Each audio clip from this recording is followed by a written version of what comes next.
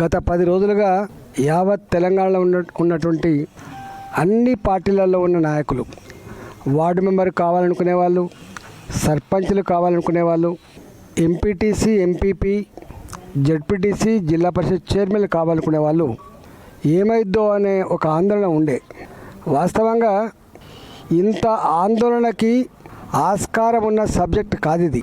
చాలా క్లారిటీతో క్లియర్గా ఉండేటువంటి అంశాన్ని పర్టికులర్గా ముఖ్యమంత్రి గారు, కాంగ్రెస్ ప్రభుత్వం దీన్ని గందరగోళానికి సృష్టించి ప్రజలని, రాజకీయ నాయకులని, అన్నిటికంటే ముఖ్యంగా న్యాయ నిపుణులను కూడా విస్మయపరిచేటువంటి పద్ధతుల్లో వారు వ్యవహరించిన తీరు యావత్ తెలంగాణ సమాజాన్ని బాధించింది. ఇవాళ మేము భారతీయ జనతా పార్టీ పరంగా మొదటి నుంచి కూడా మేము సపోర్ట్ చేసినాం. Yes, Telangana is nothing but a state of weaker sections. 85% మంది వీకర్ సెక్షన్స్ ఉన్నటువంటి తెలంగాణ.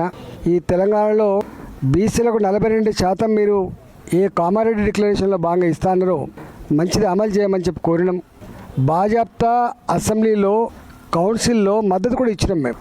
కానీ కాంగ్రెస్ పార్టీకి నిజాయితీ లేక, చిత్తశుద్ధి లేక, కమిట్మెంట్ లేక ఇవాళ చేతులు ఎత్తేసింది. అబాస్ పాలైపోయింది ఇవాళ ప్రజాక్షేత్రంలో.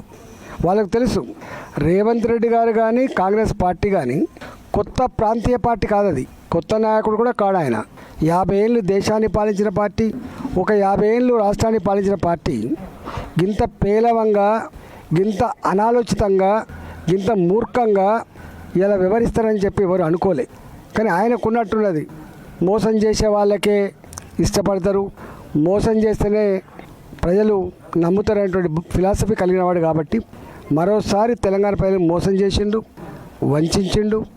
దానికి పూర్తి బాధ్యత కాంగ్రెస్ పార్టీది. ఇవాళ నేను ఇదే కమలాపూర్లో ప్రెస్ మీట్ పెట్టినప్పుడు చెప్పిన, నేను 42% రిజర్వేషన్లు తప్పకుండా అమలు కావాలి, మా సపోర్ట్ ఏం కావాలన్నా మీకు చేస్తామని చెప్పినాం.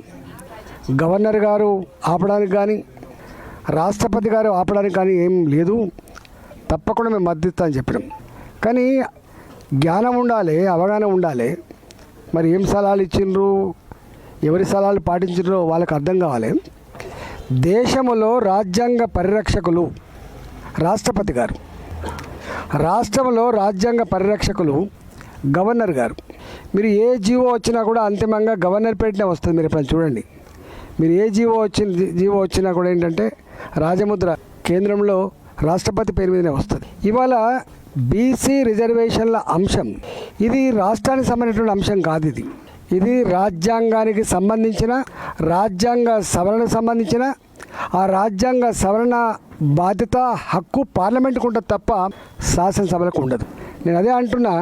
మరి ఇంత అవగాహన ఉన్నటువంటి పార్టీ మరి 42% ఇస్తా అంటే జనరల్గా ప్రజలు నమ్ముతారు. కానీ దీని వీళ్ళ డ్రామా ఢిల్లీలో జంతర్ మంతర్లో ధర్నా చేసినప్పుడే అర్థం కావాలి చాలామందికి. ఎందుకో ధైర్యం చేయలేకపోయినారు. ఒకవేళ రేవంత్ రెడ్డి గారికి, రాష్ట్రంలో ఉన్న కాంగ్రెస్ పార్టీకి 42% అమలు చేసే సత్తానే ఉంటే ఎందుకు జంతర్ మంతర్ దగ్గర ధర్నా పోయింది అనేది అర్థం కావాల్సి ఉండాలి. మంత్రులు షెడ్యూల్ వచ్చిన తర్వాత మంత్రులు స్వయంగా మాట్లాడినారు. ఏ పార్టీ వాళ్ళు కూడా మీరు కోర్టుకు వెళ్ళకండి, మాకు సహకరించే ప్రయత్నం చేయండి. సహకరించాల్సింది పార్టీలు కాదు, సహకరించాల్సింది వ్యక్తులు కాదు, సహకరించవలసింది రాజ్యాంగబద్ధంగా ఉందా లేదా అనేది అది కావాలి. ఒక మంత్రి గారేమో మేము కోర్టు తీర్పు వెలువడిన తర్వాతనే నోటిఫికేషన్ ఇస్తామని కూడా చెప్పిండ్రు. కానీ జడ్జిమెంట్ రాలేదు, తీర్పు రాకముందే ఆధారబాధర నిన్న పొద్దున నామినేషన్ల ప్రక్రియ సురువైద్దని చెప్పి నోటిఫికేషన్ ఇచ్చినట్టుగా వాళ్ళే ఇచ్చుకున్నారు. దాంతో ఎంత అబాస్పాలయంలో దాన్ని బట్టి అర్థం కావాలి. నేను ఒకటే ఈ సందర్భంగా విజ్ఞప్తి చేస్తున్నా, కొన్ని బీసీ సంఘాలు, జీవితాంతం బీసీల హక్కుల కోసం కొట్లాడే సంఘాలు ఏవైతున్నాయో, నాయకులు కూడా ఎవరైతున్నారో, నేను వాళ్ళకు వినమ్రంగా విజ్ఞప్తి చేస్తున్నాను. ఇవాళ మనకు అనేక మంది న్యాయ నిపుణులు ఉన్నారు. జస్టిస్ ఈశ్వరయ్య గారు కుండ బద్దలు కొట్టినట్టు చెప్పిండు.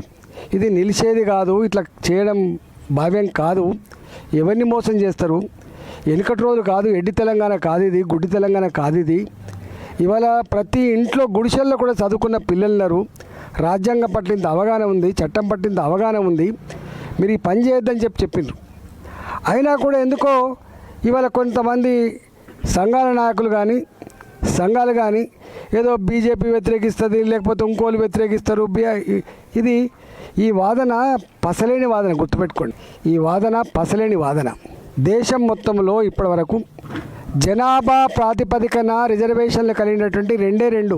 ఒకటి ట్రైబల్స్, వాళ్ళు 70% అంటే 70% రిజర్వేషన్ ఇవ్వాల్సిందే, 90% అంటే 90% రిజర్వేషన్ ఇవ్వాల్సిందే. ఇవాళ నార్త్ ఈస్టర్న్ స్టేట్స్లో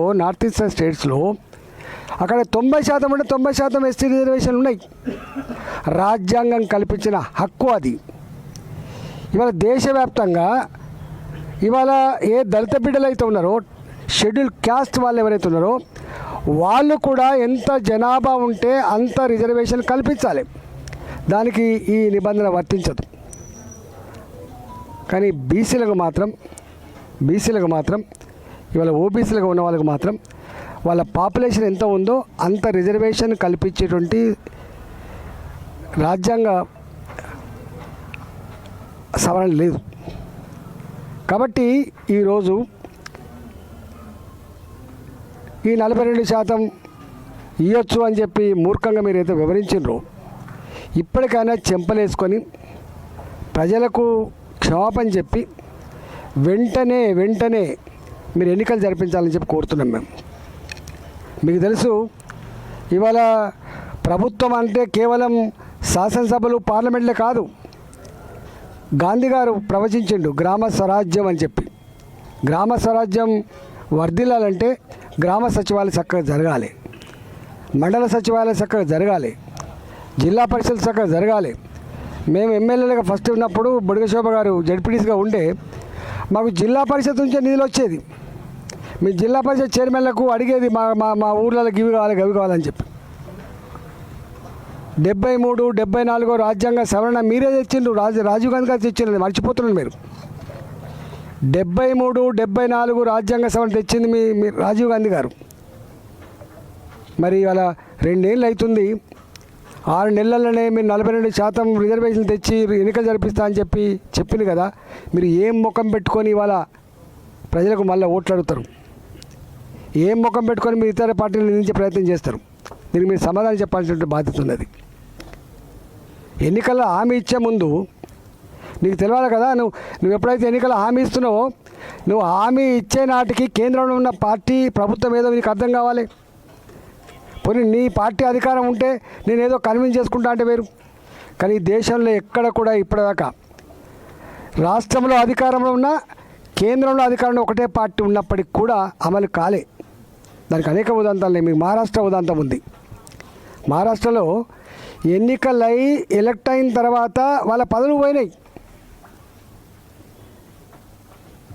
అది చరిత్ర. బీహార్లో మా ప్రభుత్వమే ఉంది, కేంద్రంలో మా ప్రభుత్వమే ఉంది. కానీ బీహార్లో రిజర్వేషన్లు కొట్టేసింది కోర్టు. ఏం చేయలేకపోయినాం మేము. అంటే ఇంత చరిత్ర ఉన్నప్పటికీ నీ పార్టీ అధికారంలో ఉన్నా నువ్వు చేయలేవు.